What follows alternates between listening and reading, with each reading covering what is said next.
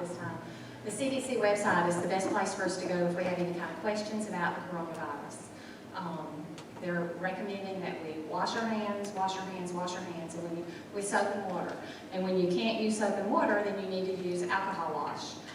Alcohol wash does not take the place of soap and water, but it is the next best thing that we can use.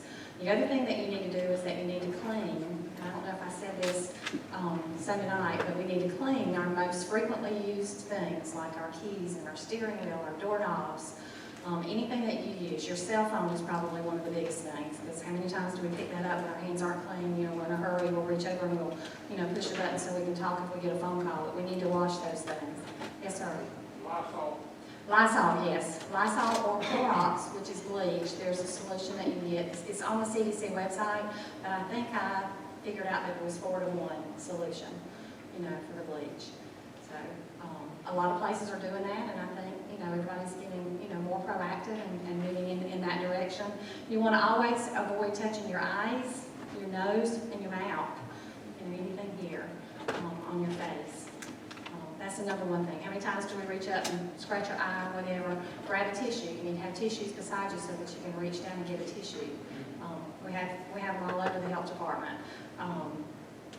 If you sneeze, if you have a cough, there's this cute little meme on, I didn't know how to say that the other day until Lewis had said it. I didn't know how to say that word, but meme that it's got two little boys, a little black boy and a little white boy, and the little white boy looks over at the black boy and says, COVID-19, and he said, no, pollen 2020. So we all have that going on with us. Everybody has sinus issues. The older we get, the worse that gets.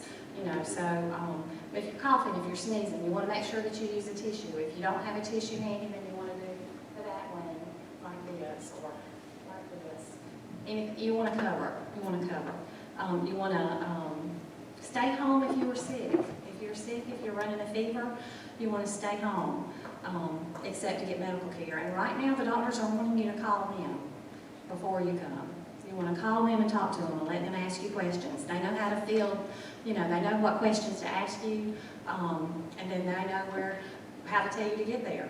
It may be that they want you to come to the back door. That's what we do a lot of times, is we'll have, meet me at the back door.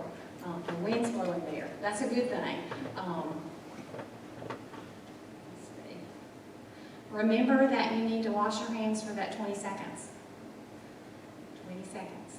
That doesn't seem like a long time here, but we need to wash for 20 seconds. You either sing happy birthday to me twice, or Jesus loves me, or they have even suggested that we pray. It'd be a whole lot better off if we prayed, but we do need to wash our hands for that 20 seconds. Yes, sir. One of the things that I'm hearing is avoid personal contact. One of the things that Farm Bureau is doing here, my daughter works there, and they have told them to shut their doors, come to work, shut the doors, put a sign on the door saying, call us on the phone and we'll do our business on the phone. All right? There was another Farm Bureau office south of us, and Lisa never heard about it today. They did not do this. They had a case of this came in, and they're all under suspect right now, every one of them in that office. And he's they said he was confirmed case. He came to the office and made contact with them. Now, I'm recommending social distancing, and that's what they're calling it. No bigger groups than 10. Even in here in our church tonight, that's happening. We need to spread out. We all cluster over in a certain area, we need to spread out a little bit. Yes, sir. I heard the virus dies at 133 degrees, something like that. They recommend like blow dryer, blow up your nose, and hot showers. I have not heard that. I would not recommend blowing a hot hair blow dryer up my nose. Not going to happen to me. Not going to happen to me. Also, not going to wash my hands with bleach and all that other stuff. That ain't happening. It's not that hot. That ain't happening. They do recommend outside. If you're at your place and go outside in the sun. Back in 1918, that was one of the things that they learned during the influenza outbreak is that go outside in the sunshine. Now, that doesn't mean you need to go. There was also a picture on Facebook today where the beaches were covered with people. That's probably not a good idea. So the social distancing is very important. I heard the same thing you heard on the news, and they said that the blow dryer would not get hot enough to kill the virus, they're not to believe it. Yeah. If I touch it, it'll burn my hand now, I'm telling you, so I know it'll be burning my nose. Terry, my niece made a suggestion is when you do have to go out like the grocery store, a couple of ways, as soon as you get home, take those clothes off. Go ahead and put them in the washer and then take them, before you have them clothes and then wash. Don't do that easier. Especially like the shoes. I agree. I'm not sure, and I have not seen it in writing how long the virus lives on your clothes, but I understand it does.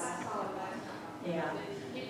I passed it, but I didn't, it didn't seem to me, so that's right. We have taken extreme measures at work to make sure that everything is wiped down. You have to let it stay there a little bit. I guess the most important thing for us to do is we no longer can go to the store and look through 5 or 6 things and pick out something. You have to pick what's there because there's just not a whole lot there. Terry has been, trying to find things for us to clean the church with. So, but you need to read the directions on it. How long does it have to sit? Remember I told you that example of, wiping the buggy off and it took 4 minutes and it needed to stay on there 4 minutes. I didn't wait that long, but we do need to make sure that we're, reading the directions and know, how long it needs to be on there. Can we get up something for all the people that are in the church here, that if they need something for us to, that somebody can go pick it up for them and take it to them, deliver it to their house or whatever? Absolutely, we need to do that anyway. I've talked to a couple of people and told them that, so we probably need to. We're post already on doing Facebook. that. I've called most of the seniors are still making phone calls, and we're developing a list. I've already delivered some groceries and toiletries, so that's already in progress. And I'll be honest with you, we live in Greenwood Heights, and we have a Facebook page for our group. If a dog gets lost, they can't find their cat, and they'll post it on there, and everybody will start looking for it. I just casually posted, if you're elderly and you live in our neighborhood and you need something, you let us know. Well, little did I know that a little bit later on, everybody in our subdivision had put, call me, call me, call me, which was really heartwarming that everybody in the neighborhood, wanted to reach out to everybody else. So, again, this is the time for us to shine as Christians and do what's right. Like I said, if you have two rolls of toilet paper and somebody needs one, you share one, or at least roll it off for them.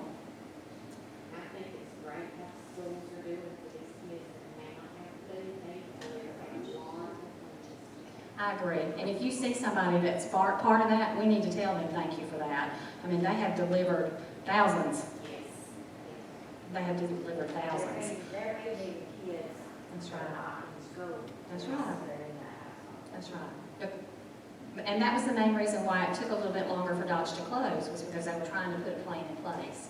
And I guess this has opened our community's eyes that we do need to have a plan in place for this. So, I do know, I can tell you this now, I couldn't tell you this Sunday night, but they are doing testing at a site in Lawrence County. I'm not supposed to tell you where that site is, for what reason, I don't know, but those people who are at risk would go through their personal care provider, and then their personal care provider would make contact with the district or the state, and they would be provided a number for that patient, and then that patient would go over there and be tested. So, you have to meet a criteria for it.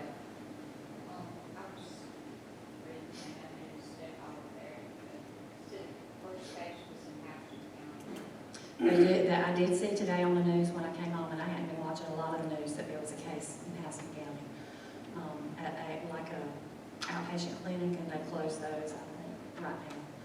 So, again, God has not given us a spirit of fear, but of power and love. I think I said Lord the other night, and of a sound mind. But I think we need to back it up with that sound mind. Do you have any other questions? Is there anything else that I can do? If in doubt, if you think, maybe I shouldn't do this, then maybe I shouldn't do it. I probably would go with that gut. If I think, I'd like to go down and see Mom. I hadn't seen her in a little bit, but now's probably not the time for me to go see Mom. So, going to the window at the nursing homes and seeing, their loved ones. I've seen that a lot. I think that's great, and I think that's something we could do if we could find out, our GRACE members who are in the nursing home, we might could go and wave at their window or take something to their window. So if you're interested in doing that, I'm sure that someone would be willing to go with you and do. I think that would be great.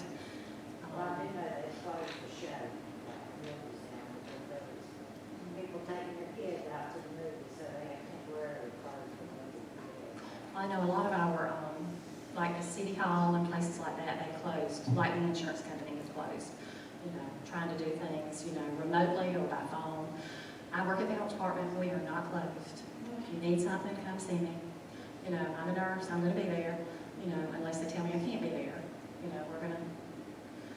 It may come down to it at some point in time that we do have to close the health departments and help with some of the, other things, the satellite things that are going on right now. But right now, they're trying to leave the health departments open. So they need something. We have a ticket put in place where they are screening each patient before they go into the home, that they stop them from coming into our office. They have given us some guidelines so that we can, like we put a sign up. Gosh, I ain't never put a sign up like this that says, only one adult with a child. If you're bringing a child in, only one adult can come. We just don't need the whole family, and that minimizes their exposure and our exposure as well. So they put those out and let us put that out. Did you have any questions? This is good information. And we get big church, but there's a lot of people that's not getting. You are absolutely I was right. just wondering if there's any plans to have some type of a forum where people could come and get the same information that we're getting. As far as I know, there is not anything planned for that. I would talk to, our lead at the city and at the county, Spence Barron, if you will, talk to him. But you are right, there are a lot of people who should know information about it and don't have information. I think they're relying on social media and the news to get it out. And then, of course, we've been recommending the CDC website. But yes, Mr. Lamar, why don't you contact them for?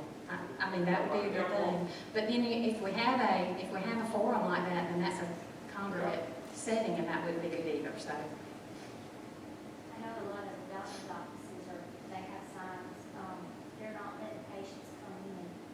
They have the doors locked, and they have a sign on the door.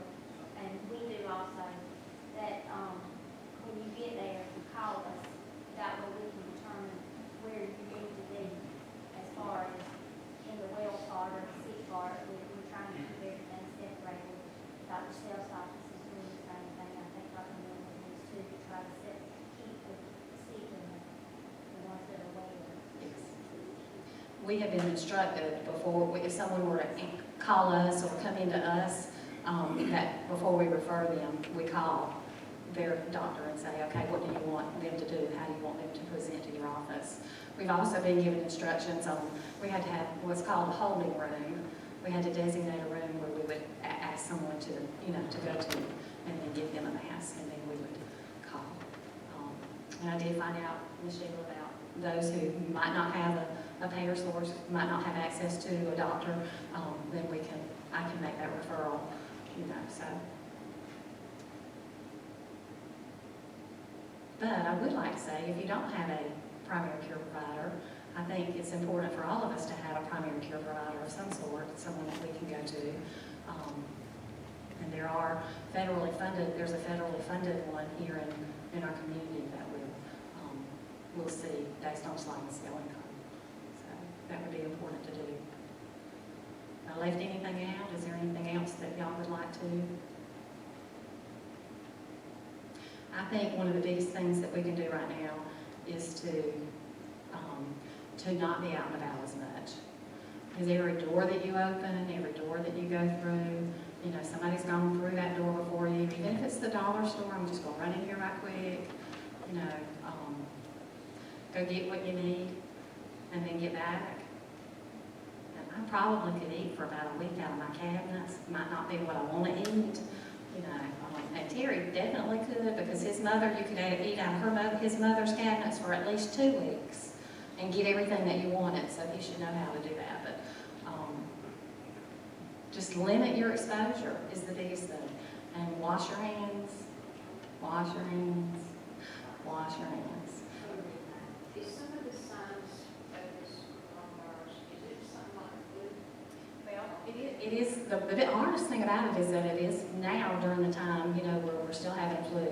But the biggest concerns are a fever usually, but I think somebody presented the other day and there wasn't a fever, and shortness of breath, you know, are the two biggest, and a cough, you know, which can all be caused from someone who already has shortness of breath, or the sinuses, you know, the pollen that we have. Is it COVID-19 or is it pollen 2020? Who knows, you know.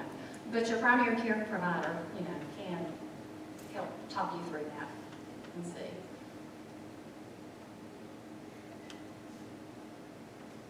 I don't know, you need to go up and talk to the youth class about the same things to the parents. Don't get really large with why can't we, I want to go out, and all this and that and the other. The parents are having to I hadn't even thought about that. That's probably a good idea. I know my daughter-in-law posted that she's having a hard time getting her kids to do their schoolwork, to get my grandchildren, my perfect grandchildren, to do their schoolwork today.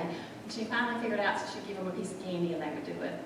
But yesterday, she had shot a picture of them. Now saying that teachers should make $1 billion a year. Yeah, I agree. And you saw that meme on Facebook that said, and all of a sudden, prayer and Bible are back in, and spanking are back in the schools, you know? Now they know, parents are all for it. I won't come here. It's probably your thing. Do you want me to tell them that? Yeah, I agree. Why do you think we vaccinate our kids for meningitis? You know, I mean, at 11th grade and 7th grade, because they are at such high risk. Okay, I will do that. Any other questions? Is there anything else I can help you with? The little one's gone and saying that they're in the so I told Chandler tonight, they were having practice down there, the church for the little ones, she says, this stinking virus. I agree. We don't know what this virus, what this situation, not this virus, what this situation is going to do and how it's going to change people's hearts. So if we respond in the way that we should, you know, God will use anything. And we consider this such a terrible time, but we really haven't made, we're Americans and we haven't made over here. We really do compared to what's going on. But we don't know that God's going to use, you know, all of this. He is going to use all of this for His glory. And we want to be a part of it. We want to be a part of it. That's the biggest thing is we want to be a part of it. I won't lie to you and tell you that people who are in the healthcare field are a little bit nervous. Probably because of the overwhelming and things that they've heard and seen in other countries. Which I read too somewhere that something about try to self-medicate at home first before you can go, unless you have like a high fever, you really are having cough and breathing. A lot of times you can treat it at home, just hydration, coughing medicine, and I personally how I often make that before we try that. Well, the social distancing is there for a reason. It's, you know, we're pretty healthy folk, although, you know, I am almost at that 60, and my husband is over that 60 mark. So we probably would be okay, you know, and you younger ones will be okay, you know, probably. But it's the ones that you're around that you When I know the say most don't that go, might not. it's just. That's right, yeah. Don't just, call back. That's right, you're right, yeah. Let's give her a hand, folks.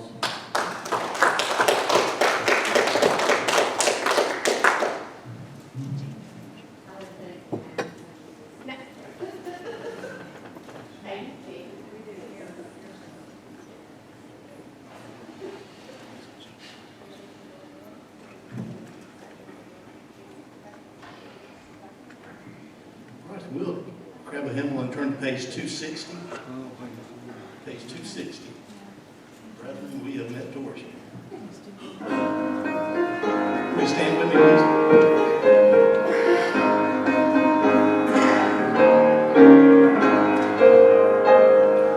Brethren, we have fled to worship and adore the Lord our God.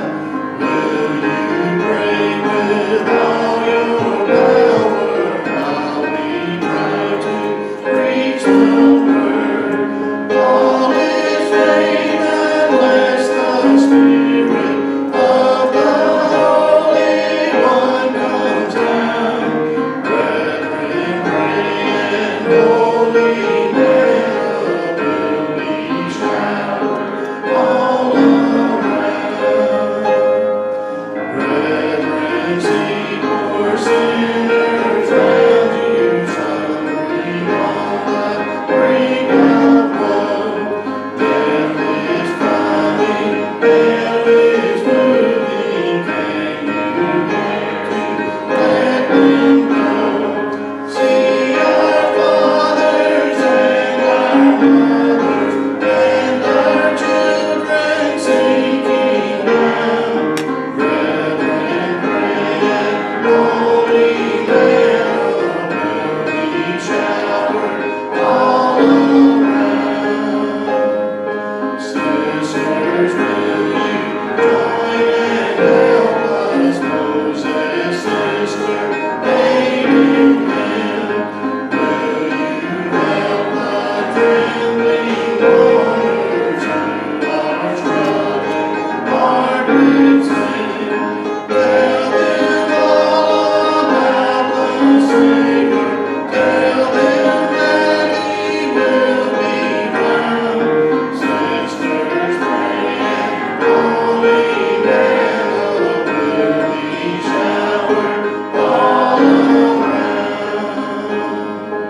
Let us love our God supremely. Let us love each other too. Let us love and pray for sinners till our God may fall free. Then He'll call us home to heaven. At His table we'll sit down. Christ will burn Himself and serve us with sweet manna all around. Heavenly Father, we have met here together to worship You, Lord, and to lay our concerns at Your feet. Lord, we know that You've got a handle on everything. Lord, You are in control. Lord, You know what's going on with this coronavirus situation. Lord, You have it, again, You have it under control. Lord, we're leaving it in Your very capable hands. Lord, we just thank You for this opportunity to be out here tonight, again, to lift up petitions to You and to hear from You through Your word. So pray, Lord, that You bless Brother Lewis tonight with that word, the word that we need to hear. Give him the strength and the boldness to deliver. This I pray in Jesus' name. Amen.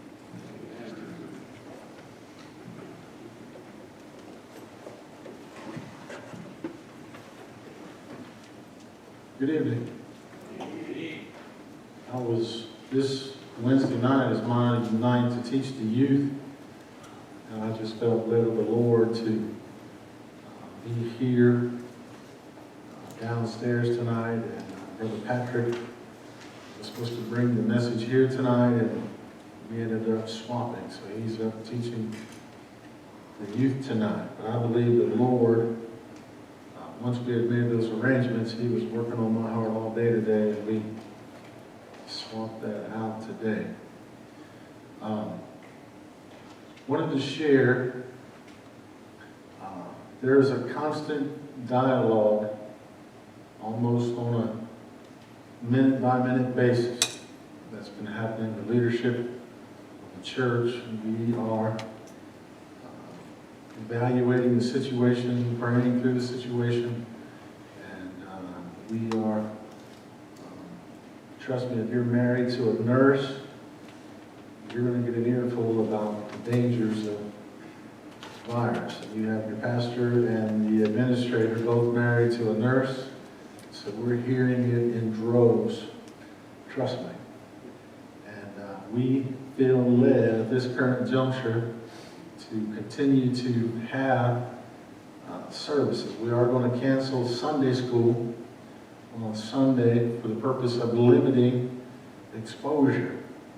So the less that we're around each other, but we will have our regular Sunday morning, Sunday evening service, and of course, Wednesday night at this current time. Historically, over the last 2,000 years, during times of crisis, the church has had the unique opportunity to be the place that people went to in time of need. You read in the book of James, where putting oil on somebody, right? Well, there's no power in anointing somebody with oil. What that verse is talking about is that oil was a medicinal balm that they used. So it was like medicine. So remember, the early Christians could not buy and sell in the marketplace because if they were Jews and they left Judaism, they were ostracized from the Jewish community. So if you were a businessman, you couldn't have a business. Your money was no good in the town. So the believers pulled together their resources. So if somebody had triple antibiotic and somebody had penicillin pills, our day now, somebody has toilet paper, right? Somebody has food, right? They bring those things to the church so that we can make sure that people in need are able to get that. So we're going to have, in some capacity, the doors of this church open. And they look different, right? It may look very different. I'm not opposed to, a lot of churches are live streaming their services. Sometimes the answer is not either this or that, it's both and. So we need some young minds that know all about how to do that, to educate us on how to live stream so people that have that capability can stay at home. I got a phone call today from several people that said we are self-quarantining ourselves. We're not going to be there tonight. We're putting ourselves under a voluntary quarantine because our health is in such a state that we're vulnerable and we're susceptible to getting this illness. So you may have somebody tap you on the shoulder and tell you we love you, but you probably need to stay home because you're in that category of you're the most vulnerable. So our goal is to protect you. And my goal, right, Jesus is the shepherd. The pastor is the under shepherd. So I'm not cavalierly just stepping out there and saying, you know what, God's going to protect us, and just being foolish, right? These things have been prayerfully considered. But my job is to protect the sheep, and God is going to hold me accountable to that. So we want to make sure that you are informed. That's why we have Sister Terry come in every service.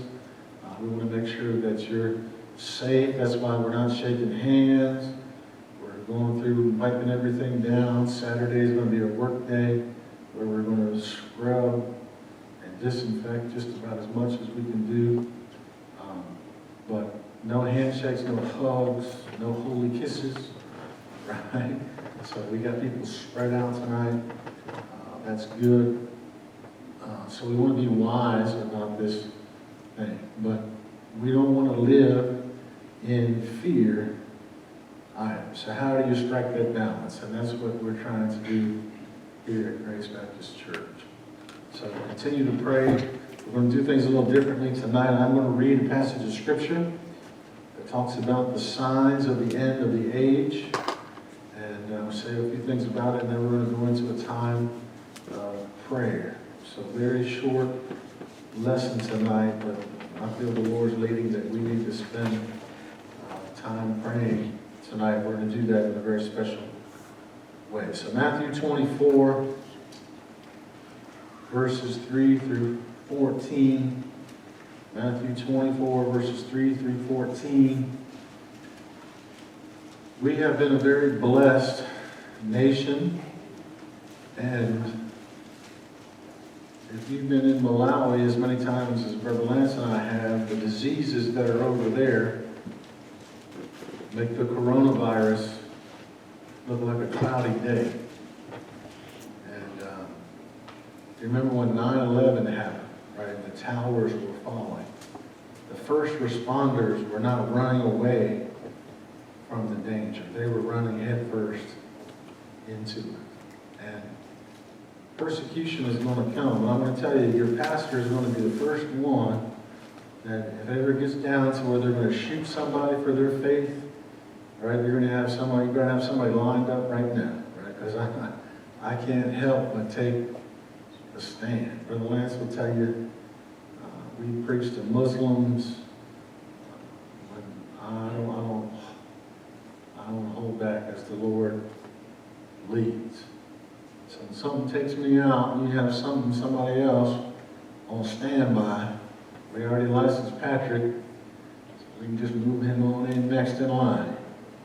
But it's going to get worse, friends. Maybe not with this coronavirus, right? But listen to Jesus' words tonight. Matthew 24, verses 3 through 14.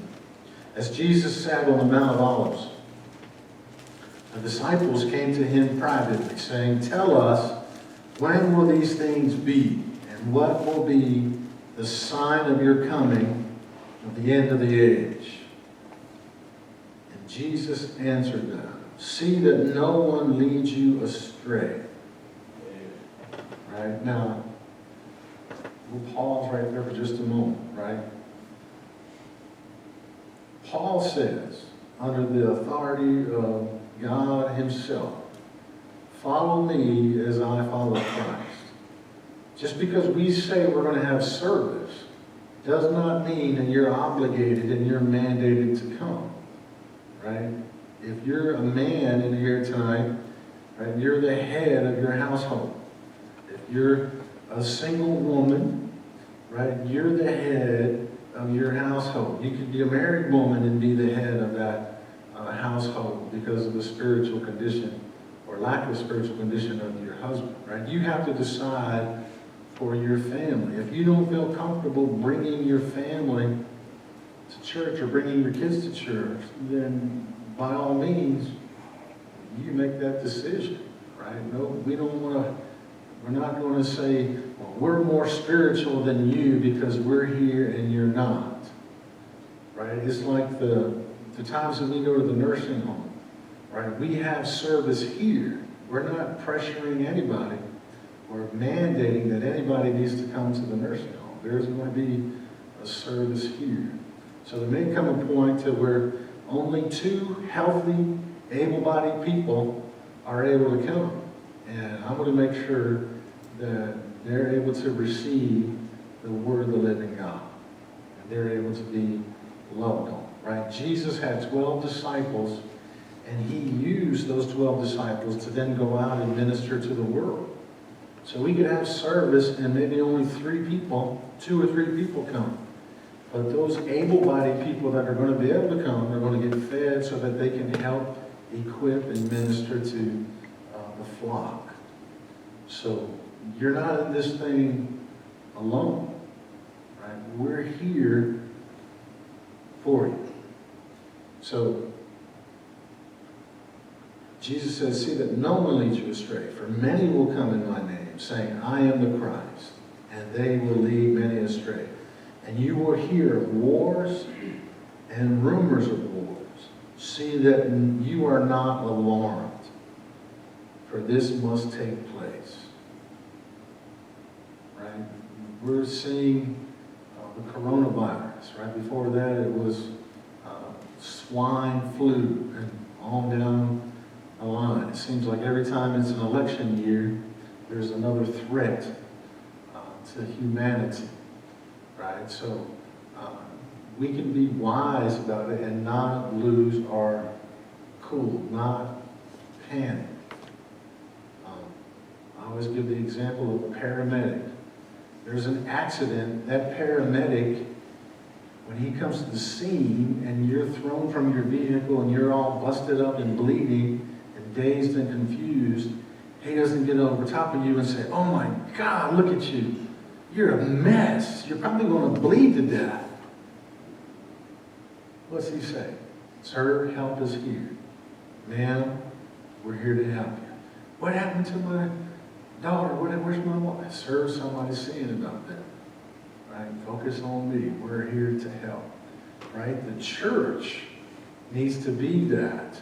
We're the paramedic, and Dodge County is the car accident victim in that illustration. And what message are we sending to the community, right? Burger King closes down, the health department shuts down, the bank shuts down, and the church follows suit. Right? That fundamentally, in my spirit, there's something desperately wrong with that. Now, the church is the people, not this building. Right? There may come a day where the government comes and levels this place to the ground. And we're going to find a way to minister to the people that call themselves members of Grace Baptist Church. Whether we're meeting 3 people in somebody's house or 4 people behind somebody's shed, right? It's going to look differently. But we're still, as a body of Christ, going to be here for each other. So, for many will come in my name, saying, I am the Christ, and they will lead many astray. And you will hear of wars and rumors of wars. See that you are not alarmed, for this must take place. And here's one of my favorite verses. But the end is not yet. The end is not yet. When you watch the news and all these things are happening, right? All those, that's, if you can trust what's on the news, right? They're presenting the situation, the facts. It's like if you're given a diagnosis of cancer and the doctor tells you you have 2 years to live, well, that's not saying what medicine can do about it and what God can do about it. So you got to factor in God in the equation. And his word tells us tonight the end is not yet. For nation will rise against nation and kingdom against kingdom, and there will be famines and earthquakes in various places. All these things are but the beginning of the sorrows or the birth pains. So if you think this is bad, you just wait for what's in store. We have been prosperous as a nation for a long time. And friend, if I can be dead level honest with you, any nation that condones the murder of over 63 million babies, God is not going to take that line down. There's consequences for that. So, we haven't even seen the half of what this verse is talking about. It's going to come before Christ comes back. Look at verse 9. Then they will deliver you up to tribulation and put you to death, and you will be hated by all nations for my name's sake. And then many will fall away and betray one another and hate one another. Now, I saw a thing on Facebook today where these grown women, elderly women in their 60s, were beating each other about the head and neck in a supermarket over some toilet paper. Fighting over it. The manager had to come and he took it away from all of them, just like a parent would with kids. Right? Look at how people are panicking and how people are getting, and this is the coronavirus. What's going to happen when they're going to try to kill you for professing Christ? Eleanor Roosevelt, right?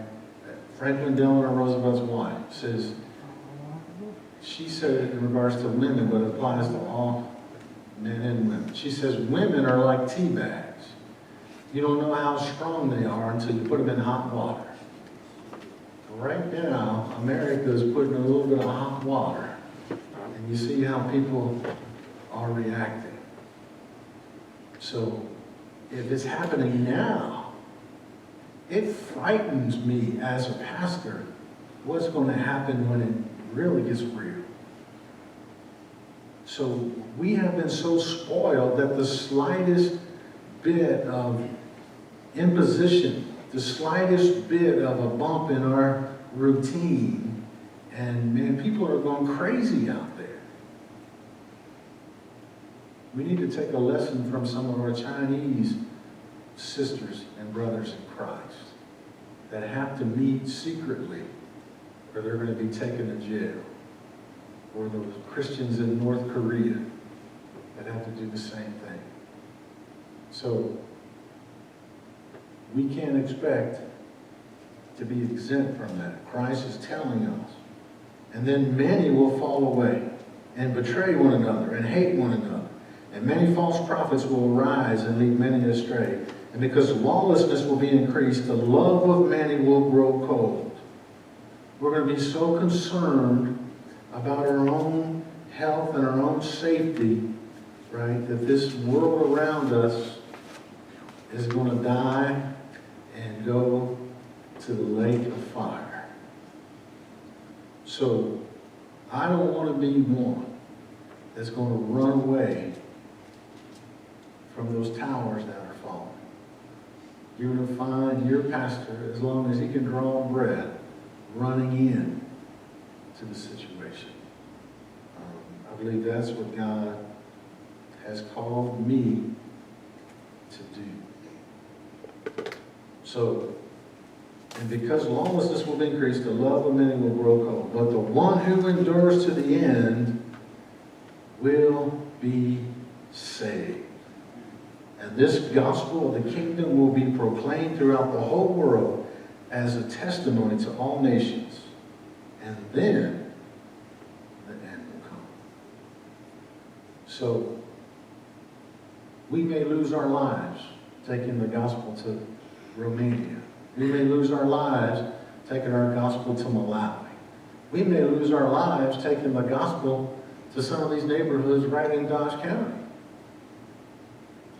But the gospel is going to go forth. That has eternal significance. And the Lord is going to be glorified through that, whether we live or whether we die. So, tonight what I want to do, I can get Miss Sheila and Mr. Sherwin. I have here a bowl for the ladies, pink numbers. You could walk by each lady and let them pick out a number. You're going to pull out a number, ladies, and you're going to get with your corresponding number. So I think there's 1 through 7 twice. If you're number 6, hold up number 6, and then whoever number 6, and I want you to spread out, and I'm going to give you what to pray for in these other 2 bowls. Same with the guys. Pick a number, and then you'll have that. These 2 bowls here, these are orange tabs. You get an orange tab tonight, and everybody's going to get at least one. From our prayer list, this is somebody on our prayer list that has cancer. Now, we're all concerned about the coronavirus, and people are at risk if their systems are already compromised. If somebody's getting chemotherapy, don't you think they don't stop taking chemo to now try to fight the coronavirus? Their life goes on. The cancer is still eating away at them. So your prayer group, your 2-person prayer group, I want you to, each person is going to have a name. So each team is going to have 2 names, 2 orange, 2 names in orange. So I want you to pray for that person not only tonight, but I want you to take this name with you and pray for that person all week long.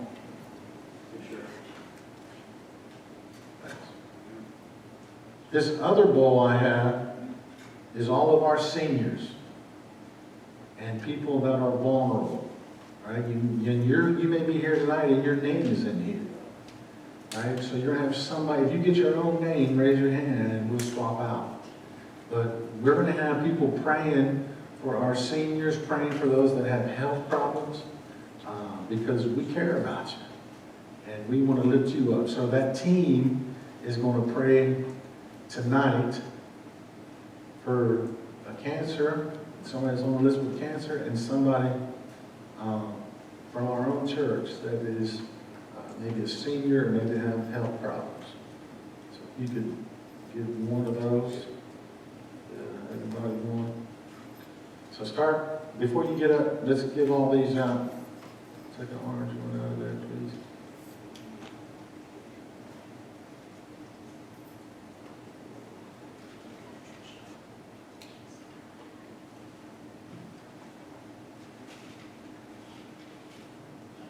We're not passing these bowls around because we don't want to cross-contaminate.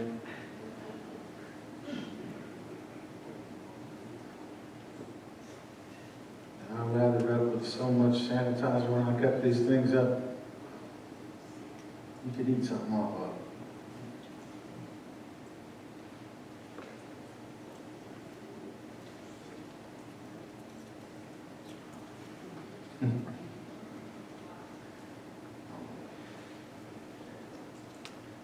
So remember, orange is the person with cancer, your white tab is a senior or somebody that's got health issues.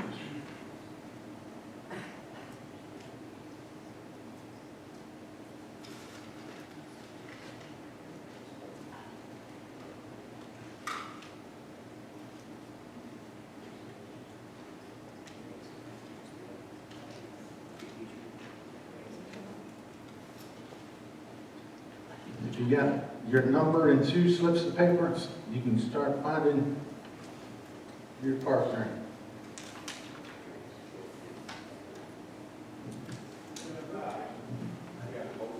That's it.